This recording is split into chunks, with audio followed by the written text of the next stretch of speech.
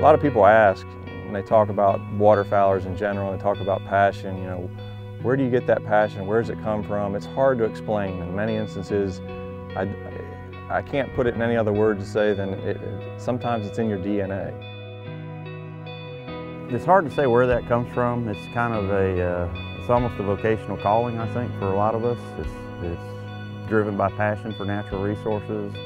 Not something I can easily explain, but it is definitely something that is just a really part of my life.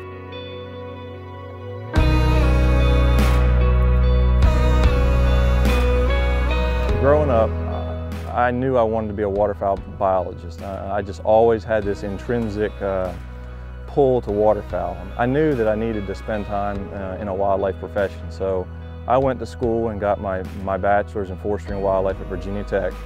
I got accepted into Auburn's master program under the direction of Dr. Gary Hepp. Graduated from Auburn with a waterfowl ecology degree, and so in 1998, Tom Mormon hired me as an intern in Ducks Unlimited, and I've never looked back. That's the only job I've ever known, the only organization I've ever worked for is with Ducks Unlimited, going on 20 years. And I can without a doubt say that this organization, the people, is really what makes it so special. I went to work for Ducks Unlimited in 1981 as a regional director. Worked in Mississippi for 10 years, and then they opened the Southern Regional Office in Jackson in 1990. And in a way, I was very active in developing programs. Over time, we had the first private lands program, and I have a strong desire for contributing to greater good. And most conservation-driven people are.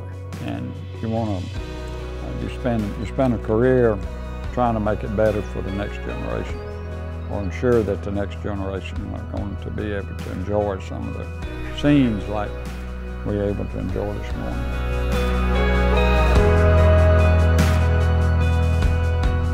I grew up in Ohio, a little farm town called Minster, and being in rural Ohio, it was a pretty natural thing to trap, fish, and hunt. And then I was about 15, my cousin, who's essentially we're close as brothers, introduced me to duck hunting. And man, it was pretty much game on after that. I fell in love with it, still love it today, and actually led me to my career choice to become a wildlife biologist and do research on waterfowl. So those were pretty important formative years for me and have led me to a really, really great career.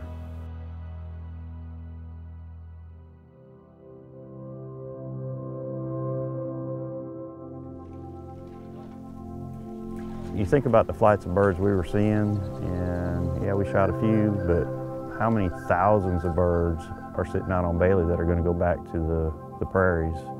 They're going to leave here, as I like to say, fat and happy all winter, and then they go back and produce that next generation of birds. And that's really what this whole conservation enterprise is about. And so that's where, you know, hunters have always been the premier conservationists.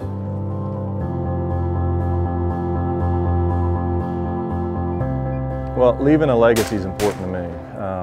You know, I spend a lot of time thinking about what can my impact be, or how can I help this organization propel its mission. And we do that year round. You know, we're raising critical funds to put on the ground for conservation. Yes, it's a job, it's also a passion. It's a passion for me. I want to leave a legacy for my child so that when they grow up in 20 years, they're going to be able to experience some of these great sights of waterfowl that we got to see these last few days. You know, you're just in awe. You know, you're just inspired to do what we do from a conservation perspective to see that. It made a special moment in my heart. You know, just feeling good about the habitat that we put on the ground is impacting birds at that level. It's just pretty special. If it weren't for private landowners and doing what they do, you know, the birds that we're seeing, the birds we saw in these hunts, they wouldn't be here. I mean, there would be dry fields out there. And these guys have taken this place and turned it into a premier waterfowl habitat.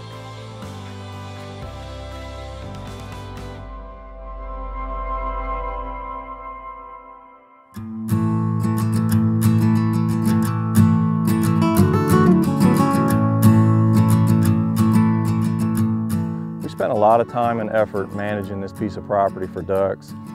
It's a wonderful place to spend time with family, with your kids, to enjoy a great hunt, to enjoy some wonderful dog work, but more importantly, passing on the legacy of waterfowl hunting to those kids and future generations is what each one of us in this club is all about. We have some cherished waterfowl hunts, but we spend a lot of time and effort really managing for ducks. And not only just during the hunting season, but at a critical stage after the duck season.